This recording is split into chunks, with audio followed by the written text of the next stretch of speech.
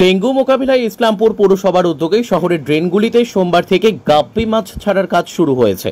এদিন পার্ক মোড় সংলগ্ন হাই ড্রেনে গাপ্পি মাছ ছাড়েন পুরসভার চেয়ারম্যান কানাইয়ালাল আগরওয়াল। পুরসভার স্যানিটারি ইন্সপেক্টর বাবলুনাথ বলেন, মৎস্য দপ্তর থেকে প্রথম পর্যায়ে 41,000 গাপ্পি মাছ পাঠানো হয়েছে, সেগুলি শহরের প্রত্যেকটি ড্রেনে ছাড়া হবে। এছাড়া ডেঙ্গু মোকাবিলায় শহর জুড়ে মশা মারার তেল স্প্রে করা হচ্ছে। Bureau report, news today India.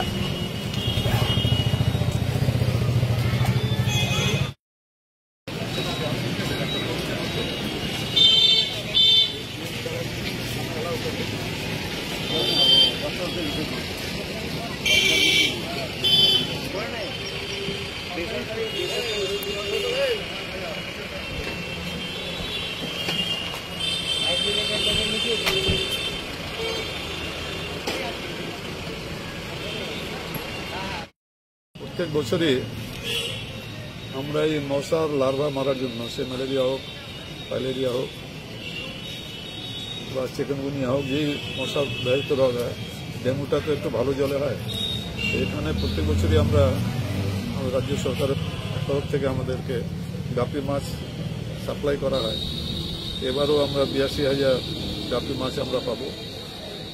এখনই আমরা ফায়ার ব্রিগেডের সামনে ড্রেনের মধ্যে 1,500 গাপ্পি মাছ ছেড়েছি।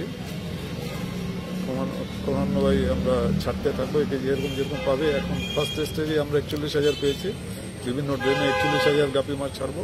আবার সেকেন্ড স্টেপে আমরা আবার 41,000 পাবো, সেই 41,000 মাছও গাপ্পি মাছও ছাড়বো ড্রেনগুলোতে।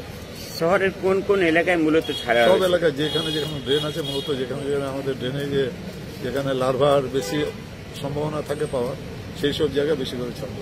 ডেঙ্গু নিয়ে তো অলরেডি ডেঙ্গু নিয়ে তো আমাদের চলছে। ডেঙ্গু নিয়ে এখন পর্যন্ত আমরা সেফ জোনে আছি।